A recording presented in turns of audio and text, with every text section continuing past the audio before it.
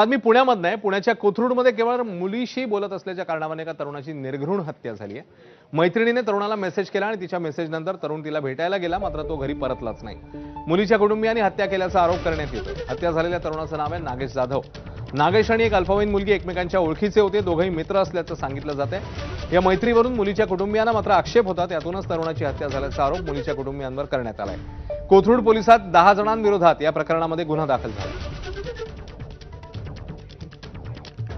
गोखलेनगर वडारवाडी या ठिकाणचा हा मुलगा त्याच्या मैत्रिणीला भेटण्यासाठी कोथरूड हद्दीमध्ये गेलेला होता.